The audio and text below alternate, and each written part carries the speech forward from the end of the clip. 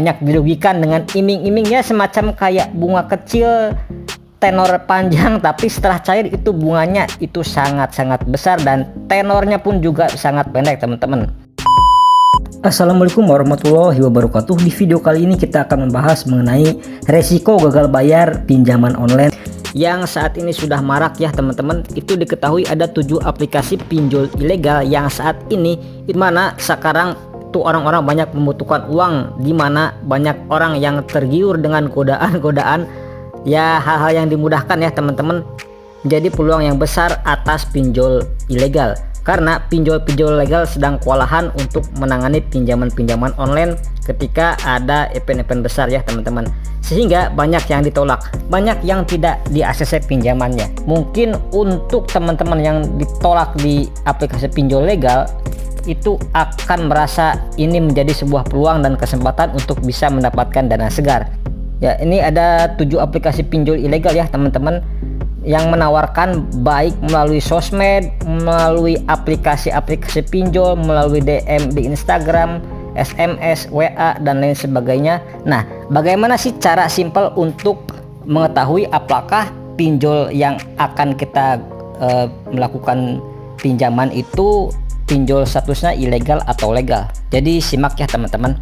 Teman-teman bisa langsung saja tanya ke di OJK ya melalui WhatsApp. Caranya seperti ini teman-teman. Nah, teman-teman bisa ini ya, bisa tambahkan dulu kontaknya, dicek OJK ya teman-teman. Ini nomornya di 081 157 157 157. Nanti teman-teman misal kita akan bertanya aplikasi kredit pintar, kita coba ya, itu langsung ada jawabannya loh teman-teman. Untuk aplikasi-aplikasi, apakah aplikasi tersebut itu merupakan aplikasi pinjol legal atau ilegal. Nah teman-teman ini ya, langsung beberapa saat kemudian itu ada jawabannya. Jadi kita tinggal ketik aja nama aplikasi pinjolnya di sini, nanti biar langsung dicek sama OJK dengan bantuan WhatsApp ya. Itu sekarang sudah mudah ya teman-teman. Jadi seperti itu ya teman-teman. Nanti teman-teman kalau ada misalkan ada penawaran dari pinjol melalui WA atau melalui SMS, melalui DM Instagram, teman-teman bisa cek langsung di sini atau teman-teman bisa kunjungi di website OJK. Tapi saran saya kalau lebih cepat kita pakai ini aja ya, pakai di WA aja ya teman-teman. Seperti itu ya teman-teman informasinya, karena itu di luar sana ya itu banyak dirumorkan akan segera bangkrut.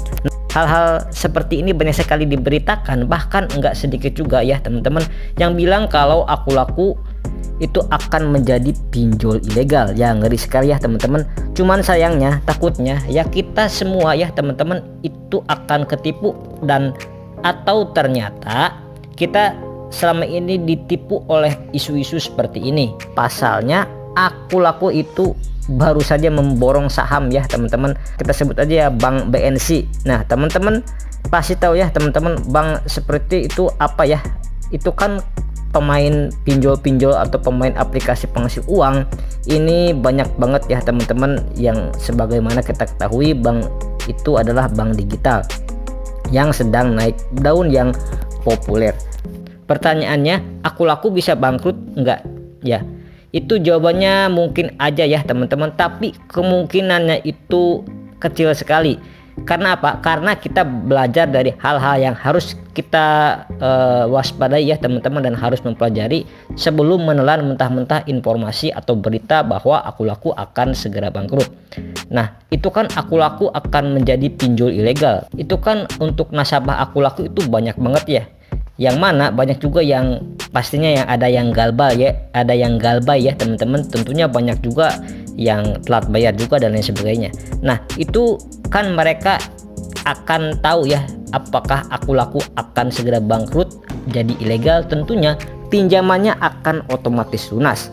Nah inilah yang membuat orang itu sangat tertarik mencari informasi mengenai kebangkrutan Aku Laku akan menjadi salah satu pinjol ilegal. Nah, inilah yang saya hindari ya teman-teman. Jangan sampai teman-teman itu mendengar kabar bahwa Aku Laku akan segera bangkrut.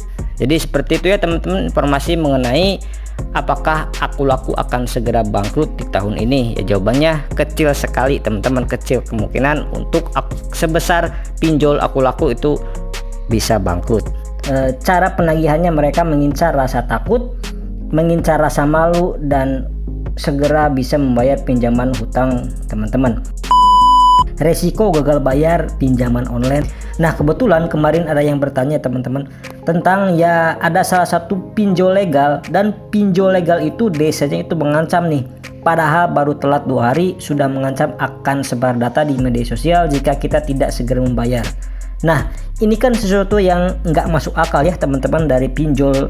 Beberapa pinjol itu kan pasti kalau telat sehari 2 hari itu sebenarnya belum terlalu ya DC yang bergerak, tapi mungkin ada beberapa dari misalkan desk kolektor atau yang bertugas di kantor yang mana ditujukan untuk menagih ke teman-teman. Nanti kalau sudah telat seminggu ataupun lebih dari 1 bulan, baru itu benar-benar orang ya teman-teman yang mungkin menghubungi ke teman-teman secara asli. Nah, di pinjol legal yang akan kita bahas kali ini, dianggap aja di semua pinjol legal ya teman-teman. Kita tidak akan mengkerucut ke salah satu spesifik pinjol saja. Kenapa? Karena pada dasarnya adalah ya pinjol ya udahlah ya teman-teman. Jadi gimana tuh kasusnya kalau misalkan baru saja telat 2 hari sudah mengancam sebar data? Ya sebenarnya yang dia masalahkan di sini bukan 2 harinya ya teman-teman, tapi itu sebar datanya.